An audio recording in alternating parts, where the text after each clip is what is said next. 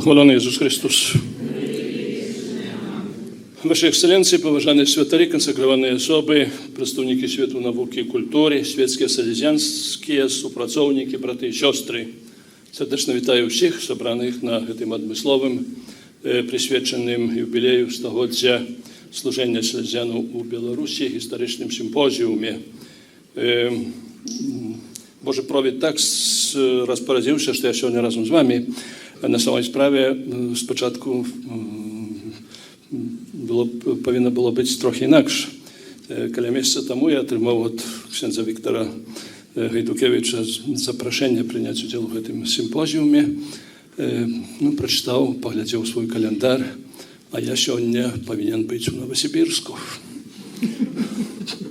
Ja mu telefonuję, mówię, Wiktor, wiesz, ja zawsze z salezjanцями mają dobre odnосiny, dobro pracują, szmat spraw uczynili, czy nie dalej będą czynić. No, ale tak nie mogą. Oj. My chcieli, żeby ty zrobił, przeczytał dokładniki nam тут, об odrodzeniu i tak dalej. No, niczego nie mogą, no niedobra. Na następny dzień telefonuje do mnie i każe, Ekscelencje, a to nawet veľmi dobra, że wy byliście w Nowosibirsku. Wy podrychtujcie ten doklad i сегодня, wiadomo, Zoomy, Skype'y i tak dalej. I my na ekranu все это выведем. Молоді это подобається, это jeszcze lepiej będzie.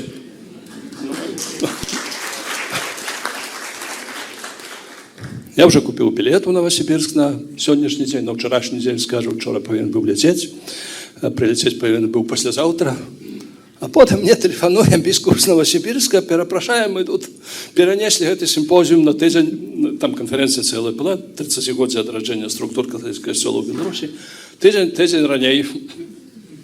Ну і так я повинен був все поміняти, і тиждень перед цим повинен був летіти у Новосибірськ, бо, відомо, в цьому годі шмат місцевих костюлів відзначає юбілей відродження, 30-годзе відродження ієрархічних структур, це і Білорусь, це і Україна, і Росія, і Середня Азія.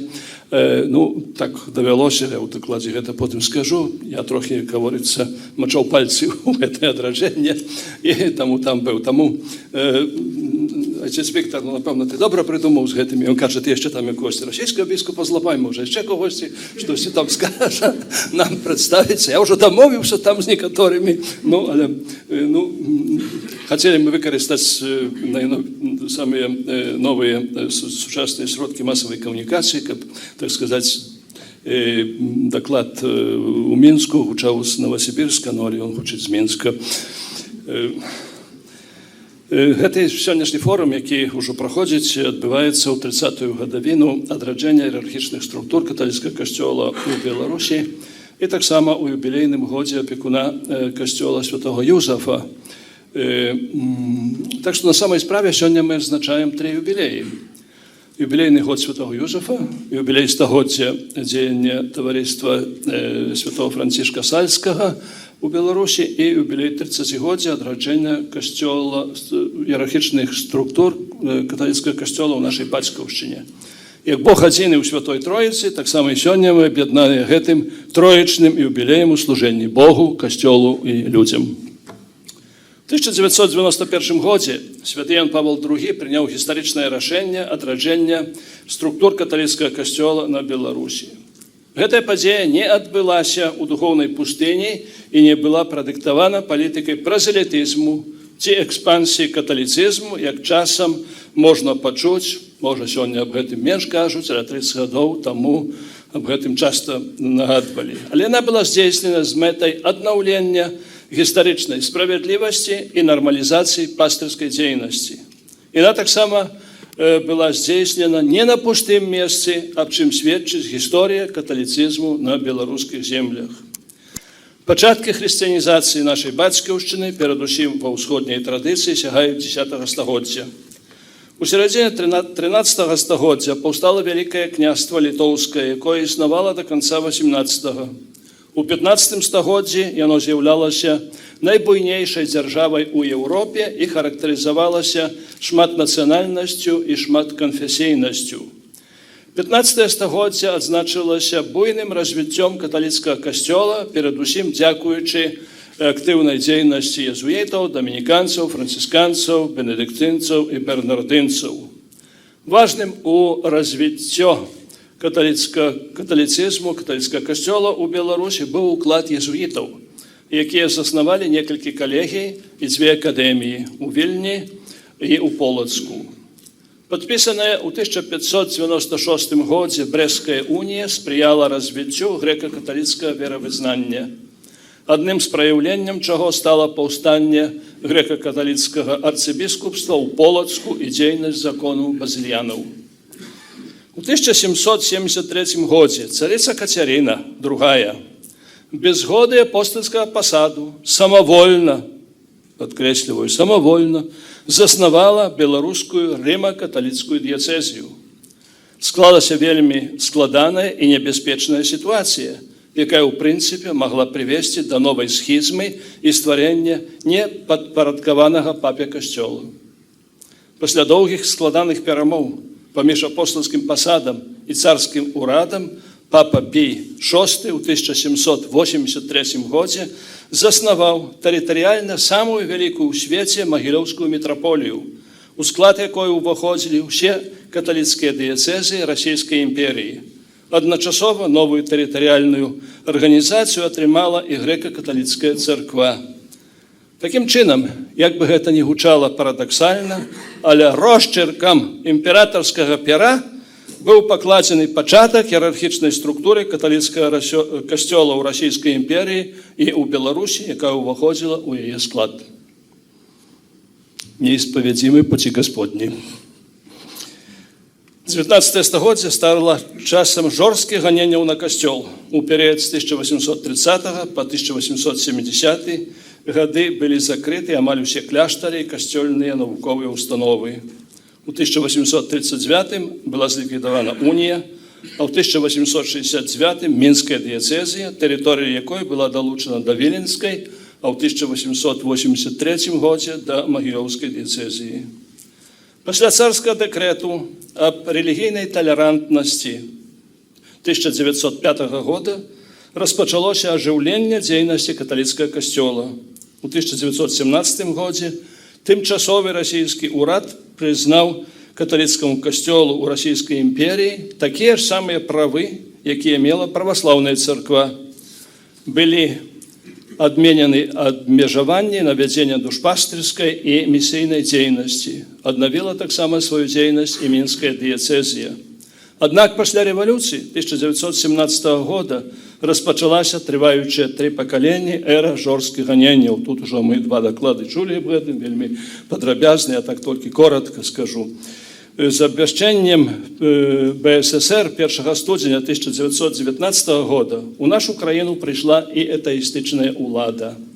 Быў арыштаваны магілёўскі мітрапаліт Эдвард фон Ропп, абавязкі якога перайшлі генеральнаму вікарію арцыбіскупу Яну Цэпляку, які ў сваю чаргу у 1923 годзе разам з 14 іншымі святарамі быў арыштаваны. У 1921 годзе быў зняволены мінскі біскуп Зігмунд Лазінскі, які у 1925 годзе стаў першым біскупам новастворанай пінскай дыяцэзіі. Паўсюднымі сталі паказальныя судовыя працэсы. Вялікую ўвагу атэістычныя ўлады прысвячалі ідэалагічнай барацьбе з рэлігіяй. У 1925 годзе паўстаў саюз бязбожнікаў, а ў 29 саюз ваяўнічых бязбожнікаў. Апостольскі пасад быў вельмі моцна занепакоены складанай сітуацыяй каталіцкага касцёла ў Савецкім Саюзе і стараўся яе вырашыць. З гэтай мэтай у Савецкі Саюз у 1926 годзе прыехаў французскі біскуп езуіт Мішэль д'Арбіні, які з дазволу папы Пія XI рэарганізаваў структуры каталіцкага касцёла у гэтай краіне. Былі створаныя 9 апостольскіх адміністратур, адна з іх Магілёўска-Мінская. І адміністратарам у 1926 годзе быў прызначаны тайна кансакраваны біскуп Балеслаў Слосканс. Аднак усе новапрызначаныя біскупы хутка былі арыштаваны і асуджаны. Некаторых расстралялі, іншыя адбывалі зняволенне або былі высланы за мяжу. Хваля рэпрэсіяў супраць касцёла і духавенства дасцігла свайго піку напрыканцы 30-х гадоў мінулага стагоддзя, калі былі зачыненыя амаль усе касцёлы і зліквідаваны кляштары, а па прычыне арышту, ссылак і фізічнага знішчэння амаль што не засталося святароў. Нелёгкімі былі гады нямецкай акупацыі падчас Другой сусветнай вайны, калі пад кола рэпрэсій трапіла нямала святароў, многія з них загінулі мучаніцкай смерцю. Пасля Другой сусветнай вайны ганенні прадоўжыліся. Са смерцю Сталіна ў 1953 годзе яны трошкі аслаблі, але потым у часы праўлення Нікіты Хрушчова зноў насіліліся, закрываліся і руйнаваліся касцёлы, аднавіліся арышты святароў і іх ссылкі ў лагеры, была забаронена катэхізацыя і ўдзел у набажэнствах для моладзі ва ўзросце да 18 гадоў. Касцёл ізноў стаў касцёлам цярпення і маўчання, жыццё каталікоў зайшло ў катакомбы. У выніку ганенняў колькасць адчыненых касцёлаў і святароў памяншалася. Так, у 1965 годзе ў Беларусі было 129 касцёлаў і 84 святары. У 1988 годзе колькасць касцёлаў зменшылася да 105, а святароў да 62. Памятаю добра, 1961 год я хадзіў у школу ўжо ў 10 клас, хоць я жыў, як у Гродні казалі, за Неманам. 9 класаў скончыў у Адельску, у вёсцы, потым бацькі пераехалі ў Гродна. І ў Гродна засталася толькі адна школа паводле праграмы дзесяцігодкі пераводзілі, тады так як цяпер розныя эксперыменты рабілі. Ну і я ў школу хадзіў на вуліцы Кірава, гэта 7-я школа была недалёка ад катедры сучаснай. Для этого ездил автобусом. Ну, приехали мы, автобус стал на Советской площади, шмат людей было, раніцай, темно еще. Это было 29 листопада. И нехто сказал: все, костела нет. Я зразумел, у чым справа. Бо все говорили, в городе все казали, что костел, так званую Вітаўтову фару, знішчаць. Пасля школы пайшоў туды, касцёла ўжо не было, руіны, людзі стаялі і плакалі. Гэта была трагедыя, якую, мне тады яшчэ школьніку прыйшлося перажыць. Все, касцёла нет, што заўтра будзе? Аднак Бог піша проста на закручыстых лініях гісторыі, і Бог ставіць апошнюю кропку на «і». Хаця, кажучи чисто по-чалавечаму, яшчэ напрыканцы 80-х гадоў мінулага стагоддзя выдавалася, што атэістычны рэжым будзе трываць вечна. Так думаў чалавек. Але Бог паказаў, што ён валадар гісторыі, а Божыя думкі не чалавечыя думкі. Нягледзячы на ганенні, нешматлікія святары дваіліся і траіліся, каб толькі падтрымаць агеньчык веры ў людзях. Вялікія заслугу ў гэтым належыць таксама святарам-салезіянам. Іх дзейнасць у часы ганенняў была святлом у цемры ваяўнічага атэізму з надзеяй на лепшую будучыню. Нездарма ксёндз Артур Ляшнеўскі, які выступаў першым тут, назваў сваю кнігу «Ахопленыя надзеяй». Асаблівая роль у захаванні і пераказу веры належыць старшаму пакаленню. Нашыя бабулі і дзядулі сталі сапраўднымі сведкамі хрысціянства і катэхізатарамі. Яны вучылі праўдам веры, пераказвалі хрысціянскія традыцыі і гэтак далей. Можа, гэта анекдот, але так расказваюць, што ў 30-е гады Сталін загадаў так званую пяцігодку бязбожжа. Трэба было знішчыць рэлігію, касцёл, царкву, усе рэлігіі знішчыць зусім. Нічого не павінна застацца. Паслалі сваіх там прадстаўнікоў, паглядзець, што там, што ў касцёле, што ў царкве, што там, можа, у мусульман ці у габрэяў. Бабушкі. Бабушкі, што ж, пройдзе 5 гадоў, і все само сабой развяжацца. Пасля 5 гадоў прыходзяць, і зноў бабушкі. І кажуць: как долго эти бабушки могут жить в церкви? Бабушкі рыхтавалі новае пакаленне, яны вучылі людзей. Аб гэтым ніхто не мог таксама нічого сказаць. Таксама яшчэ тоже такі, можа, гэта тоже таксама, можа, анекдот не ведаю, але мне гэта распавядаў святой памяці мітрапаліт Філарет, з якім я меў добрыя адносіны. Вядома, што ў Савецкім Саюзе былі две галоўныя газеты «Правда» и «Известия». Ну, тогда смеялись, в «Правде» нет известий, в «Известиях» нет правды. Ну, так казали люди. Ну, и был такой Николай Бухарин, такий партийный дзеяч. Он был на початку галоўным редактором «Правды», потом галоўным редактором «Известий». Ну, и поехал в Киев споткаться с людьми. В своем докладе, який довго тривав, він, якби знищив зовсім релігію. Ну, нема нічого. Все, Бог, это релігія, это опіум для народу, і так далі. Скончив свій доклад і каже, може хтось хотів би сказати і спитатися. І на сцену піднімається такий мужичок і каже, Христос воскресе, а весь народ воістину воскресе. У складаныя часы нашай гісторыі, асабліва падчас ганянняў на веру, наш народ пакладаў сваю надзею на Свяцейшай Панне Маріі і не абмануўся. Калі ў 1917 годзе атэістычны рэжым пачаў пагражаць нашым продкам, Марія ў Фаціме заклікала да малітвы і навяртання. Прадказала ганенні на веру, але словамі «Маё беззаганнае сэрца затрыумфуе, і Расія навернецца» дала новую надзею. Марія ўжыла слова «Расія», але это адносіцца і да Беларусі, бо тады была Расійская імперія. Калі многія апусцілі рукі і думалі, што нічога не зменіцца, то святы Ян Павел II прадаўжаў верыць у фацімскае прароцтва і адпаведна дзейнічаў з мэтай яго ажыццяўлення. 25 сакавіка 1994 года ва ўрачыстасць звяставання на плошчы Святого Петра ў Ріме ён прысвяціў свет і Расію, як гэтага прасіла Марія падчас фацімскіх аб'яўленняў у 1917 годзе яе беззаганнаму сэрцу. Грамадска-палітычная сітуацыя ў Савецкім Саюзе хутка пачала змяняцца. Прэзідэнт Савецкага Саюзу Міхаіл Гарбачоў распачаў палітыку галоснасці і перабудовы, гласнасці і перестройкі.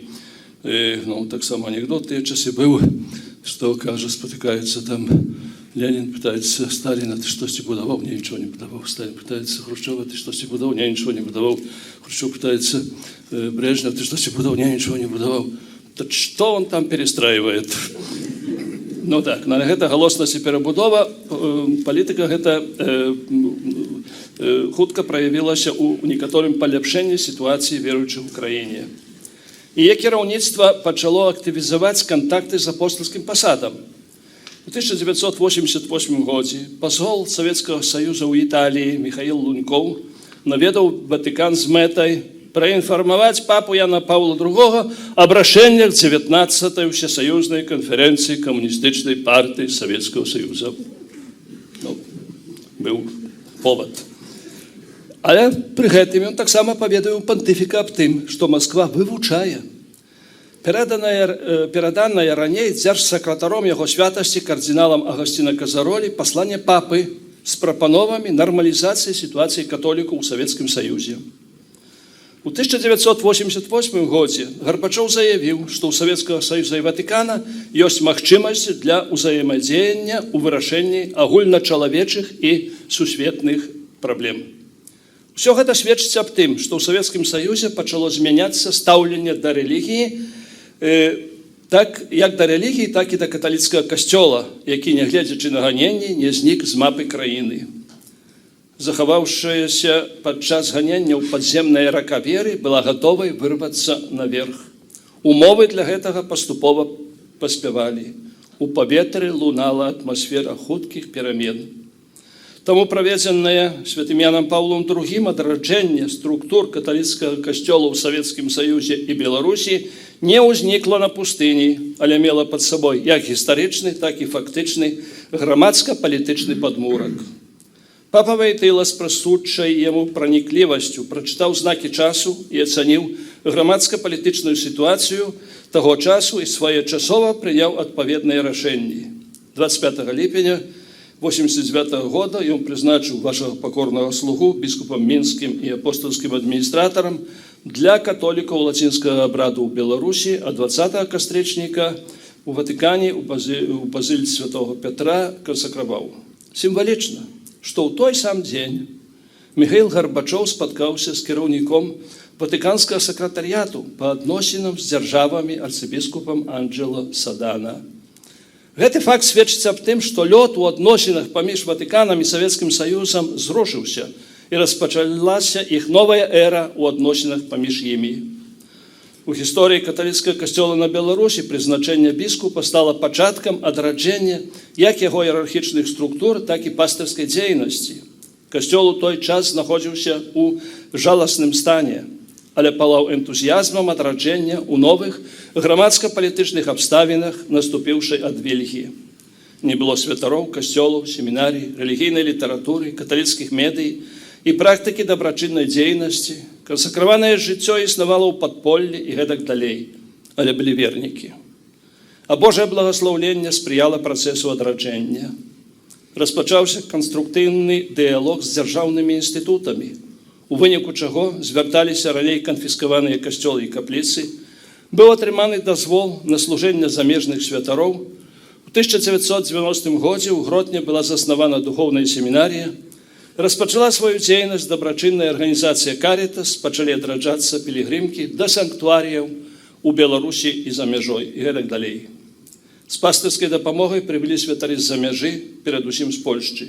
Мы ім удзячны за будову новых і аднаўлення старых касцёлаў, а таксама актыўную пастырскую дзейнасць, якая спрыяла адраджэнню веры і хрысціянскіх звычаяў. Быў зроблены пераклад парадку імшы на беларускую мову, і таксама з мэтай лепшай арганізацыі катэхізацыі дзяцей і моладзі быў падрыхтаваны і выдадзены кароткі катэхізіс. У Гродні быў заснаваны катэхетычны інстытут. 1 снежня 1989 года у Ватыкане адбылося гістарычнае спатканне Міхаіла Гарбачова з папам Янам Паўлом II. Яе значэнне яшчэ да канца не асэнсавана. Удумаемся толькі. Папа прыняў на аўдыенцыі прэзідэнта краіны, якая 3 пакаленні вела жорсткую палітыку ваяўнічага атэізму. Падчас спаткання папа Ян Павел II закрануў пытанне свабоды веравызнання і сітуацыі вернікаў лацінскага і грэка-каталіцкага абрадаў у Савецкім Саюзе. Абмяркоўвалася таксама і пытанне ўстанаўлення дыпламатычных адносін. Гэтае гістарычнае спатканне стала прарывам у адносінах апостальскага пасаду з Савецкім Саюзам, а таксама прадвеснікам змен у канфесійнай палітыцы Савецкага Саюза, якія хутка наступілі. Адным з вельмі важных результатаў перамоў стала ўстанаўленне дыпламатычных адносін. У 1990 годзе прадстаўніком апостальскага пасаду ў Савецкім Саюзе быў прызначаны дасведчаны дыпламат арцыбіскуп Франческа Каласона, а прадстаўніком СССР у Ватыкане спадар Юрый Карлаў, дарэчы, беларус, нарадзіўся ў Віцебску. Я яго вельмі добра ведаў, добры чалавек. Прыбыццё прадстаўніка апостальскага пасаду ўнесло дынамізм у развіццё касцёла, а таксама ў адносіны з дзяржавай і праваслаўнай царквой. Арцыбіскуп Каласона ездзіў па ўсіх рэспубліках Савецкага Саюзу, цэлебраваў набажэнствы, спатыкаўся са святарамі і вернікамі, прадстаўнікамі дзяржавы і іншых веравызнанняў, у першую чаргу з праваслаўнымі. Гэта мела вельмі важнае значэнне, бо ў ім мы бачылі прадстаўніка папы, аб чым яшчэ некалькі гадоў таму не маглі марыць. Результаты яго дзейнасці не заставілі доўга чакаць. Хутка з'явіліся новыя біскупы ў Літве, Латвіі і Украіне. У паветры віталі падобныя прызначэнні і ў іншых рэспубліках. У снежні 1990 года арцыбіскуп Франческа Каласона сказаў мне, што папа плануе адрадзіць іерархічныя структуры касцёла ў Беларусі, Расійскай Федэрацыі і рэспубліках Сярэдняй Азіі. У нашай бацькаўшчыне планавалася заснаванне новых паўнавартасных структур на ўзроўні мітраполій і дыяцэзій. У Расіі 2 апостальскіх адміністратур для католікаў лацінскага абраду еўрапейскай і азіяцкай частак Расіі з цэнтрамі адпаведна ў Маскве і Новасібірску. У Сярэдняй Азіі апостальскай адміністратуры з цэнтрам у Карагандзе. Перад намі стаяла заданне вызначыць межы будучых касцёльных структур, ад чаго будзе залежаць функцыянаванне касцёла. Пасля доўгіх разважанняў у маленькай плебаніі парафіі Божай Маці Анёльскай у Гродні па вуліцы Чырвонапартызанскай, кватэра 2, гэта левая частка палова, дзе я тады жыў і дзе размяшчалася курыя апостальскай адміністратуры для католікаў лацінскага абраду, быў апрацаваны праект новых структур касцёла ў Беларусі, Расійскай Федэрацыі, Сярэдняй Азіі. Мы палажылі карту Беларусі на стол з арцыбіскупам Франчэска Каласона і фломастерам рисовали межы будучых структур. Таксама палажылі на столе мапу Савецкага Саюза, і Каласонов кажа, дзе тут еўрапейская частка, дзе тут азіяцкая частка. Па Уралі, фломастерам па Уралі правялі лінію, Сярэдняя Азія тут фломастерам абрисавалі, і, так сказаць, усё гэта потым было направлена папе. До речі, треба сказати, що Мінська-Могилівська архідієцезія тоді в той час обдимала територію Мінська-Могилівської, Віцебської області, і потім була Віцебська область вилучена як отдельна дієцезія Гродзенської дієцезії на території Гродзенської області, Пінської на території Брестської і Гомельської областей. Таким чином, маленький... і гэта все документы пошли в Ватикан, и у Фатимский день 13 красавіка 1991 года Ян Павел II зацвердзіў прадстаўлены проект. Таким чином, маленький гродзенскі домик, які так выглядае цяпер, это здымак месяц тому назад зроблены, домик на Чырвона-партызанскай вуліцы 1 у Гродні стаўся сведкам вялікіх спраў і запісаўся ў гісторыю адраджэння каталіцкага касцёла у Беларусі, Расіі і Сярэдняй Азіі. Нема тут біскупа Гродзенского, Юсафа уже забрали в Минск, переслали. Вот. Я б казав, що треба було б там якусь зробити таблицю і написати в гэтым. Так було.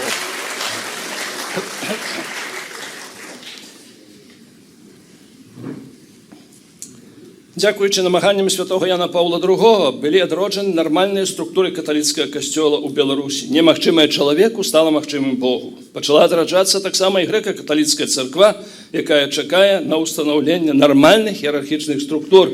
Мы маем архімандрыта, мы маем парафіі, но аднак ніякіх структур сёння няма, а гэта, напэўна, не спрыяе развіццю гэтага касцёла, гэтай царквы. Сёння па прашэсці 3 дзесяцігоддзяў дзякуем Богу за дар свабоды веравызнання і адраджэння касцёльных структур, дзякуючы чаму касцёл атрымаў новыя умовы для свайго развіцця, стаў на шлях адраджэння веры і дынамічнага развіцця.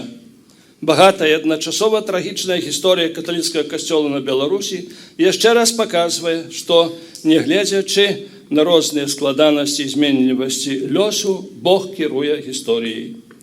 Бог, аднак, не мае ні рук, ні ног. Ён дзейнічае праз людзей, якіх ён выбірае адпаведна з выклікамі часу. У адпаведны час ён выбраў святого Яна Паўла II як адпаведнага пастыра сусветнага касцёла, каб увёў яго ў 3-е тысячагоддзе. На гэтым шляху яму прыйшлося вырашаць шмат праблемаў, у тым ліку і праблему адраджэння іерархічных структур каталіцкага касцёла у былым Савецкім Саюзе, уключаючы і Беларусь. Ян Павел II стаў правідэнцыяльным папам, які своечасова прачытаў знакі часу і прыняў адважнае і гістарычнае рашэнне. Тое, што для многіх выдавалася утопіяй, 30 гадоў таму стала рэальнасцю. Верны свайму закліку, не бойцеся, адчыніце дзверы Христу, папа Вайтэла адчыніў іх на палігоне атэізму ў Беларусі. Дзякуючы яго смелому, своечасовому і мудраму рашэнню каталіцкі касцёл на Беларусі развіваецца, дзе там развіваецца, дзе атэістычны рэжым хацеў яе умерцвіць. Сёння ён своечасова адказвае на выклікі часу, цешыцца аўтарытэтам у грамадстве, адыгрывае значную роль у яго духоўным жыцці. Калі кажу гэтыя словы, мне успамінаецца голос таго чалавека ў аўтобусе, калі ехаў у школу. Все, костела нет. Наоборот, костел есть, был, есть и будет.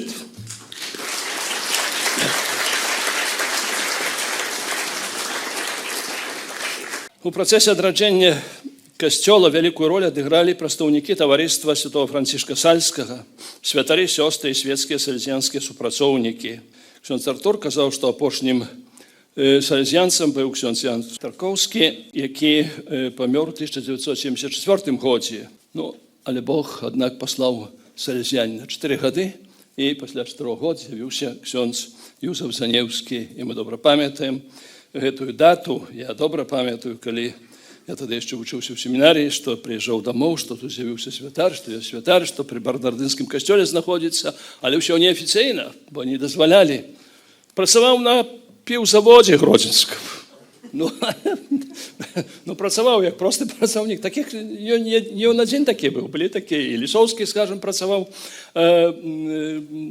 паліў печы пры касцёле.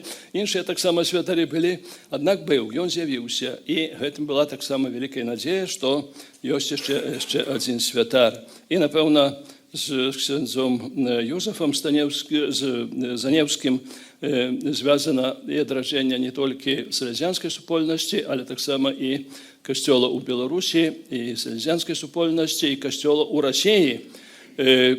Бо калі Ян Павел II паслаў мяне ў 91 годзе ў Маскву, я адразу ксяндзу Юзафу, з якім мы так сябравалі даўным-давно, говорю, можа, ты паедзеш? І ён прыехаў. І ён там стаў у вытокаў у адраджэння гэтага касцёла. І калі потым такі журналіст Віктор Хруль рыхтаваў кнігу спецыяльную да юбілею ксяндза Юзафа, папрасіў мяне напісаць уступ да гэтай кнігі, я тады назваў Юзафа апостол Масквы. Дзякуй табе. Ксяндз Юзаф апостол Масквы.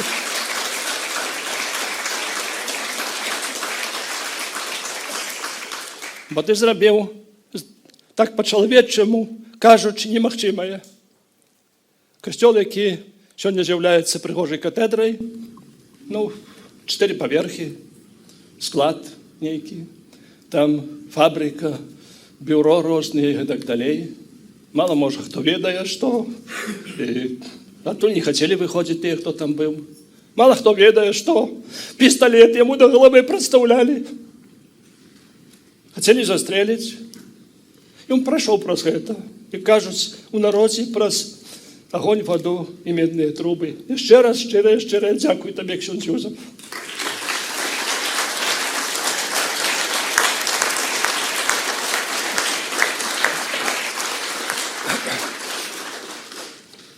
І вядома, быў тады ксёндз Юзаф салезянін адзін, тым не менш ён стаў правідэнцыяльным у працэсе адраджэння як касцёла ў нашай бацькаўшчыне, так і ў Расіі, як я ўжо казаў, і таксама салезіянскай супольнасці. Яго заслугі нельга пераацаніць. Хутка пасля майго прызначэння біскупам у Беларусі ён мне сказаў, што салезяне могуць прыняць, так сказаць, могуць абслугоўваць, паслаць святароў некалькі парафій, а можа нават у 10, каля 10. Гэта быў проста дар з неба, калі не было зусім святароў. І адкуль іх возьмеш? А ён з такой прапановай прыйшоў, гэта было падарунак такі з неба.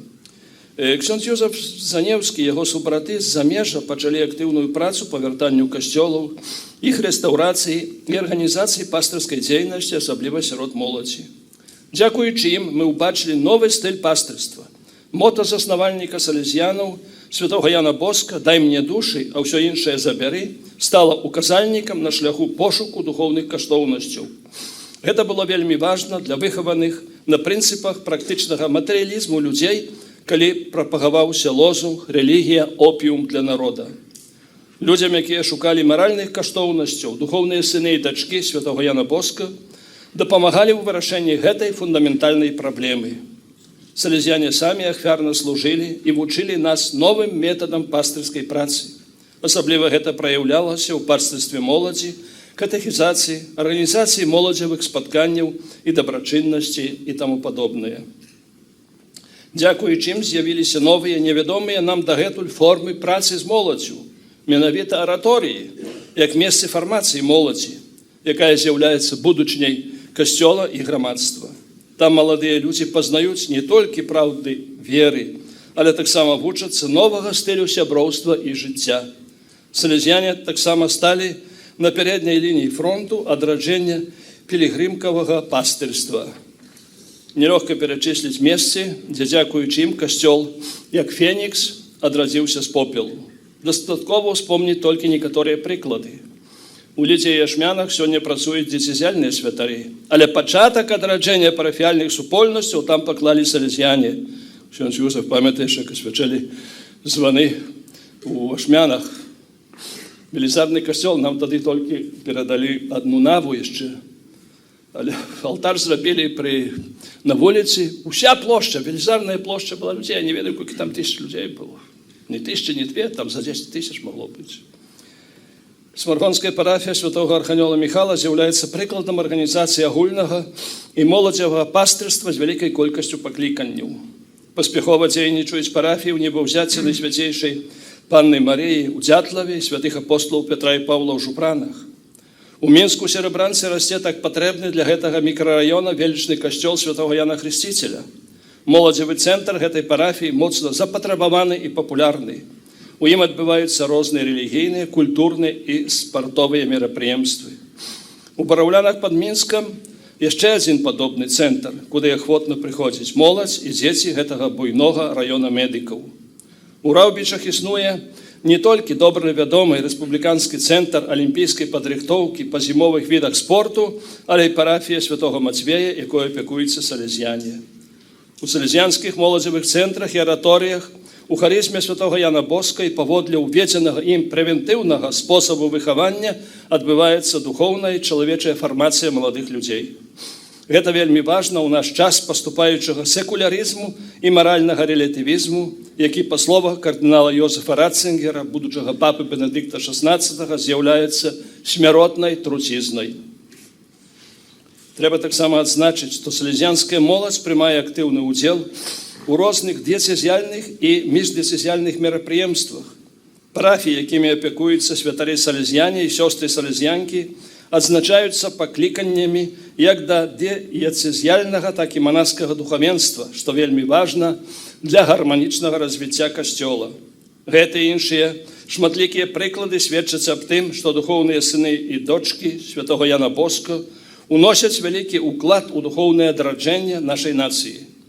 Касцёл і грамадства з вялікай пашанай ставіцца да пастырска-выхаваўчай дзейнасці салезіянаў.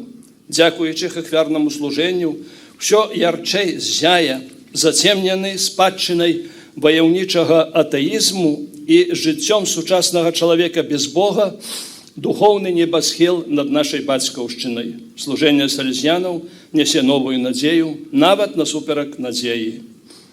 У 17 стагоддзі радзівілы заснавалі ў Сморгоне славутую мядзвежую акадэмію, у якой трэніравалі мядзведзяў для выступлення ў цырку. Гэта быў, кажучы сучаснай мовай, славуты смаргонскі брэнд. Сёння горад Сморгонь вядомы з дзейнасці салезіянаў. У іх, калі так можна выказацца, духоўнай акадэміі.